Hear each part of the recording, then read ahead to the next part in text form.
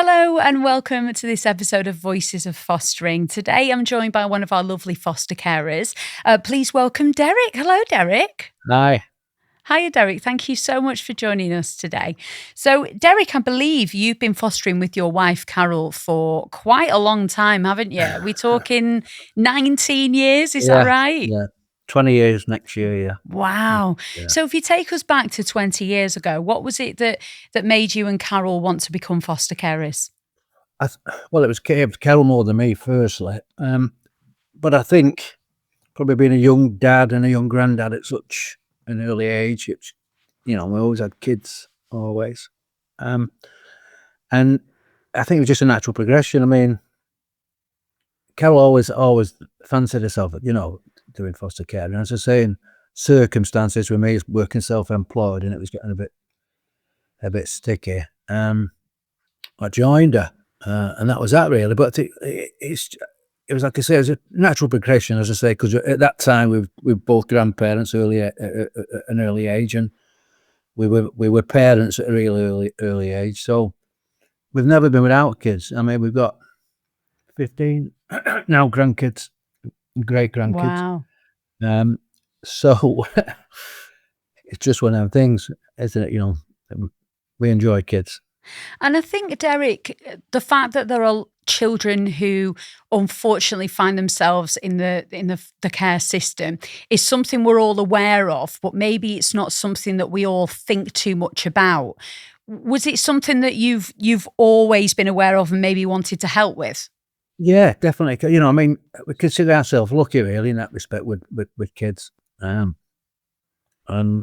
looking after them and loving them and caring for them. So it just came natural to us. And when you get the backstory with all these kids, it's we're heartfelt really with them, and it was just a natural thing. Yeah, we don't see any different. They're part of us and our family, and they move on.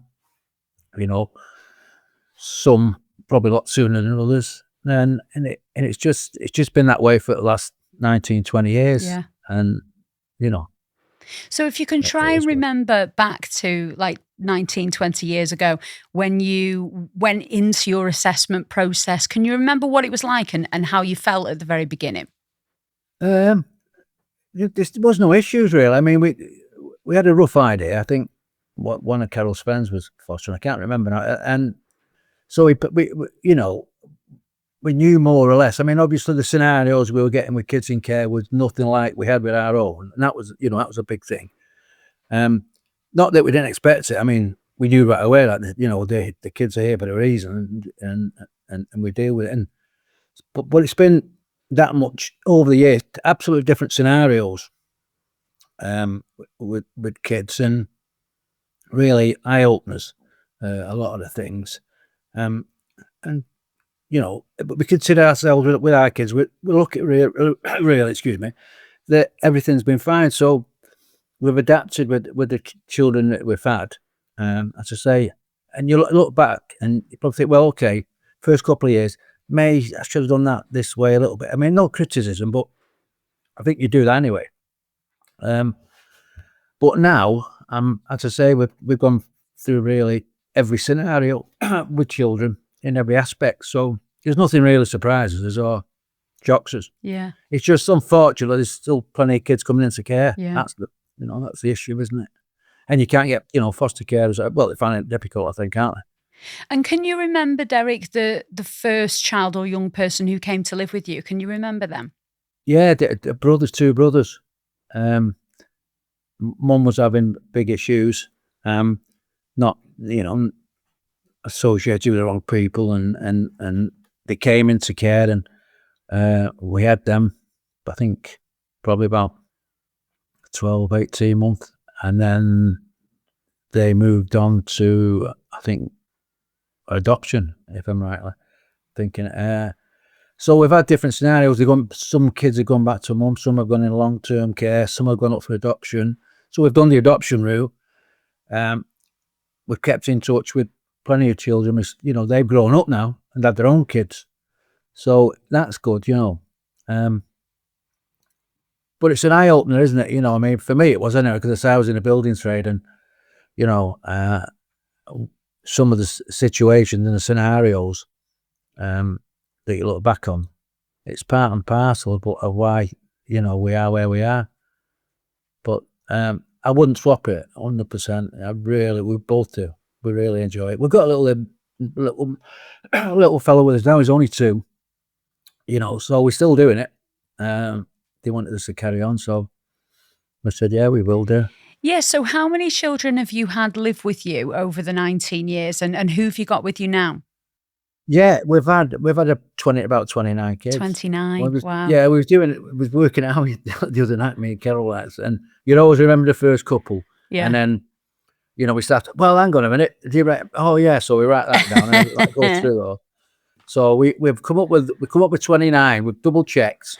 We make sure we've not missed any or added any. And it is, yeah, at the moment in time, at 29 kids. And when you've had 29 foster children live with you over, you know, nearly 20 years, are there some that, you know, obviously you will always remember, but you don't speak to anymore? Or are there some that you still speak to? You say some have went on to have their own families. You know, has your network become quite big? Yeah. I mean, we see, funny enough, we're going to see the 4 kids next week when we have a meet up with those. So, I mean, not all, obviously. I'd say probably about 30-40% of them. But it's like they've all been pretty successful, you know, in that respect. And as I say, the different scenarios, long-term care, adoption, we still see them. A case where the grandparents have come and took the kids, we still see them. So it's you know, they're all different things, but we do see the majority of them. And then our kids who grew up with them, social media, you know what it's like, we're not on it, but it's like, oh, you know, they remember them, and so how's your, you know, your mum and dad and your nan and granddad, you know, because they grew up now, you know, they're in the 30s and 40s, so they're gonna have to have kids. So it's good. I have to say, I wouldn't swap it. I'm glad I did it, to be honest. Yeah. And in your everyday life, Derek, when people find out that you are a foster carer, what sort of reaction do you get? Yeah, well, it's usually a couple. It's either, oh, I don't know how you do it, you know. Oh, you're great. Oh, yeah, I couldn't do it. You're amazing. I think so. Well, you could, you know, you could do it, but it's not. I always tell myself, look, it's great, it's rewarding. I wouldn't swap it. You know, we're glad we did it, but it's not for everyone, and it isn't. You know, because you're dealing with stuff that you think, wow, you know, you're not lucky here, and some probably couldn't handle stuff, you know, that you hear about with kids. But you know, they're in care for a reason, aren't they? And some of it's not very good. But as I say, we've dealt with it, and at the end of the day, it's not the kids' fault. You know, it's never their fault, really. It's just a shame that, you know, there's still plenty of kids out there. And when you do have those difficult scenarios, Derek, as you say, you know, children come into care sometimes for not very nice reasons, and obviously you learn about that and you have to deal with that. Do you feel that there's a lot of support for you? I mean, there's only you know, the basic support, isn't there? What you get, and that's always been there. Like, you know, we're here at the end of a phone if you need us or stuff like that. But really, there's not a great deal that can be done. It's really down to you to sort it, you know. And between you and Carol, I suppose. Well, we've just got on with it. You know, we don't, you know, any plaudits. We've just done it. You know, took the kids home, make sure they're all right, and looked after them, and that's what we've done. You know, that's our job. And you talk about the tough parts of it, but what have been the really positive parts, Derek? What would you say is your favourite part of fostering? Oh, I think going to see, like, next week, 4 kids that we had for 4 years, you know, and it's brilliant, you know, and keeping in touch and seeing how well they've done and moved on and been, you know, they've grown, and a lot of the cases, and you know, done something with their lives, and you know, we like to think it was part of that, you know, and it's rewarding, 100%. As I say, it's not for everybody, and I always say that, but we could, you know, I'm really glad that we've done, and Carol's the same. You know, it's one of them, but it's not for everybody. I will say that. But if it is, then you know it's great. It really is rewarding. And I imagine you can't really imagine your life without it now. Well, without kids, as I say, I was a dad at 17.